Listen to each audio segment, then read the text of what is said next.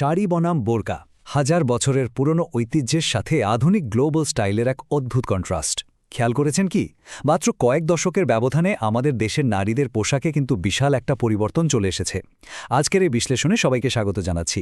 আমরা জানার চেষ্টা করব এটা কি শুধুই ফ্যাশন বদলে যাওয়া, নাকি এর পেছনে লুকিয়ে আছে অর্থনীতি, নিরাপত্তা আর প্রযুক্তির বিশাল কোনো সমাজতাত্ত্বিক রহস্য। চলেন পেছনের গল্পটা একটু ঘেঁটে দেখি। ইতিহাসের পাতা উল্টালে ব্যাপারটা বেশ ইন্টারেস্টিং লাগে। একদম প্রাচীনকালে তো পোশাক ছিল ৩ খণ্ডের শাটিকা। এরপর ১৯ শতকে ঠাকুরবাড়ির জ্ঞানেদানন্দিনী দেবী শাড়ি পরার ওই আধুনিক স্টাইলটা নিয়ে এলেন, আর ৭১ সালের পর তো শাড়ি হয়ে দাঁড়ালো আমাদের ধর্মনিরপেক্ষ বাঙালি জাতীয়তাবাদের এক দারুণ প্রতীক। কিন্তু এই ২০১০-এর পর থেকে দৃশ্যপট পুরোই বদলে গেল। বোরকা, হিজাব আর আবায়ার মতো এই মডেস্ট ফ্যাশন হঠাৎ করে এত পপুলার হলো কিভাবে? এই কিভাবে আর কেনর উত্তরটাই আমরা খুঁজব। পুরো বিষয়টাকে আমরা কয়েকটা দৃষ্টিকোণ থেকে দেখব। একদম পোশাকের রূপান্তর থেকে শুরু করে প্রবাসীদের পাঠানো সামাজিক রেমিটেন্স, নতুন মধ্যবিত্তের স্ট্যাটাস, রাস্তায় নারীদের নিরাপত্তা আর ডিজিটাল মাধ্যমের ভূমিকা, আর একদম শেষে আধুনিক হিজাবিস্তা কালচার। অর্থাৎ পুরো ব্যাপারটাকে আমরা একটা লজিক্যাল ফ্রেমওয়ার্কে দাঁড় করাবো।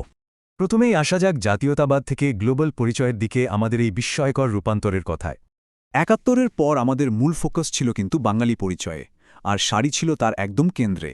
কিন্তু ৮০ দশকের পর সংবিধানে আসা পরিবর্তন আর বিশেষ করে ২০০১-এর 9/11 পরবর্তী গ্লোবাল সিনারিও, মানে এই যে বিশ্বজুড়ে ইসলামোফোবিয়া বেড়ে গেল, এর একটা বড় ইম্প্যাক্ট পড়ে।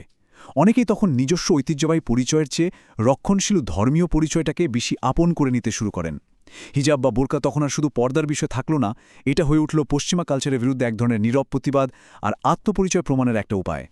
এবার একটু অর্থনীতির দিকটায় চোখ রাখা যাক, বিশেষ করে অভিবাসন আর মধ্যপ্রাচ্যের প্রভাব। মধ্যপ্রাচ্যের দেশগুলোতে আমাদের প্রায় ৪৫ লক্ষ শ্রমিক কাজ করছেন। এখন তারা দেশে শুধু টাকা বা রেমিটেন্সই পাঠাচ্ছেন না, সমাজবিজ্ঞানের ভাষায় তারা পাঠাচ্ছেন সোশ্যাল রেমিটেন্স। মানে ওই দেশের কালচার, ধারণা আর পোশাকে স্টাইলটাও তারা সাথে করে নিয়ে আসছেন। মধ্যপ্রাচ্য থেকে ফেরা প্রবাসীরা প্রায়ই একটু রক্ষণশীল মানসিকতা নিয়ে ফেরেন এবং পরিবারের নারীদের বোরকা বা আবায়া পরার ব্যাপারে উৎসাহিত করেন। কোথা থেকে টাকা আসছে তার সাথে কিন্তু আমাদের পোশাকের সরাসরি একটা কানেকশন আছে। যেমন ধরুন, সৌদি আরব থেকে আসছে মোট রেমিটেন্সের ১৫%, আর এর সাথেই আসছে সেখানকার রক্ষণশীল পোশাক রীতি। আবার সংযুক্ত আরব আমিরাত থেকে আসা ১৩.৫% রেমিটেন্সের সাথে আমরা পাচ্ছি আধুনিক দারুণ সব কারুকাজ করা আবায়া ট্রেন্ড। মানে অর্থের সাথে সাথে ফ্যাশনটাও কিন্তু ইম্পোর্ট হচ্ছে। আর এই রেমিটেন্সের হাত ধরেই তৈরি হয়েছে নতুন একটা ব্যাপার, স্ট্যাটাস সিম্বল হিসাবে বোরকার ব্যবহার। আগে একটা সময় ছিল যখন বোরকাকে দেখা হতো একটু নিম্নবিত্ত বা খুব বেশি রক্ষণশীল পরিবারের পোশাক হিসেবে, কিন্তু এখনকার ছবিটা একদম অন্যরকম। গ্রাম আর মফস্বলে গড়ে ওঠা নতুন শিক্ষিত মধ্যবিত্ত বা উচ্চ মধ্যবিত্ত শ্রেণীর কাছে বোরকা এখন রীতিমতো একটা আভিজাত্যের প্রতীক। এটা যেন বুঝিয়ে দেয় তারা বেশ মার্জিত, এবং সাধারণ নিম্ন আয়ের মানুষ বা পোশাক শ্রমিকদের চেয়ে তাদের লাইফস্টাইলটা একটু আলাদা। বিখ্যাত সমাজবিজ্ঞানী থরস্টাইন ভেবলেনের একটা থিওরি আছে, কনস্পিকিউয়াস কনজামশন বা আভিজাত্য প্রদর্শন। বোরকার ক্ষেত্রে ঠিক এটাই ঘটছে। মধ্যপ্রাচ্য থেকে গিফট হিসেবে আসা ওই দামি পাথর বসানো আবায়া বা ব্র্যান্ডের পিন লাগানো হিজাব এখন আর শুধু ধর্মীয় অনুশাসনের মধ্যে আটকে নেই, এটা রীতিমতো একটা লাক্সারি আইটেম। সমাজে নিজেদের একটা আলাদা অবস্থান আর আর্থিক সক্ষমতা বোঝানোর জন্য এর চেয়ে ভালো উপায় আর কি হতে পারে?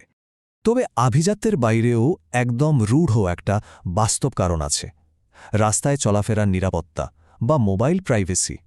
শুনলে হয়তো অবাক হবেন, ইউল্যাবের একটা গবেষণায় দেখা গেছে ঢাকার প্রায় ৭০% নারী হিজাবকে শুধু ধর্মীয় কারণে পরেন না, তাদের কাছে এটা একটা সুরক্ষা কবচ। এই যে প্রচণ্ড ভিড়, পাবলিক বাস বা বাজার, সেখানে অনাকাঙ্ক্ষিত স্পর্শ বা ইভটিজিং থেকে বাঁচার জন্য বোরকা তাদের বিশাল একটা কনফিডেন্স দেয়। এখান থেকেই আসে মোবাইল প্রাইভেসির দারুণ একটা কনসেপ্ট। এটা যেন একটা অদৃশ্য দেয়াল। অবাঞ্ছিত দৃষ্টি এড়িয়ে নারীরা নিশ্চিন্তে স্কুল, কলেজে বা অফিসে যাচ্ছেন। মজার ব্যাপার হলো, রক্ষণশীল পরিবারগুলো এই সুরক্ষার কথা ভেবে মেয়েদের সহজে বাইরে যাওয়ার পারমিশন দিচ্ছে। অর্থাৎ বোরকা কিন্তু নারীদের ঘরে আটকে রাখছে না, বরং তাদের বাইরে বেরোনোর, কাজ করার একটা পাসপোর্ট হিসেবে কাজ করছে। এই পুরো সিনারিওকে আরও কয়েক ধাপ এগিয়ে দিয়েছে ইন্টারনেট, ডিজিটাল বয়ান আর ভার্চুয়াল মাহফিলের দুনিয়া। ইউটিউব আর ফেসবুকে আজকাল ইসলামিক বক্তাদের যেসব ভার্চুয়াল মাহফিল হয়, সেগুলো কিন্তু ধর্মীয় জ্ঞান চর্চার সবচেয়ে বড় প্ল্যাটফর্ম হয়ে দাঁড়িয়েছে। অনেক জনপ্রিয় বক্তাই বোরকা বা হিজাবকে একমাত্র আদর্শ পোশাক হিসেবে প্রচার করছেন। এমনকি কখনো কখনো আমাদের চিরাচরিত শাড়ি বা অন্যান্য পোশাককে বিজাতীয় বলেও আখ্যা দেওয়া হচ্ছে। এর একটা বড় প্রভাব হলো পোশাকের যে একটা নিজস্ব বৈচিত্র্য ছিল সেটা কমে গিয়ে সবখানে একটা নির্দিষ্ট রক্ষণশীল প্যাটার্ন তৈরি হচ্ছে। সবশেষে চলে আসছি সবচেয়ে ইন্টারেস্টিং পার্টে, হেজাবিস্টা কালচার, যেখানে ধর্ম আর ফ্যাশন এক বিন্দুতে এসে মিলেছে।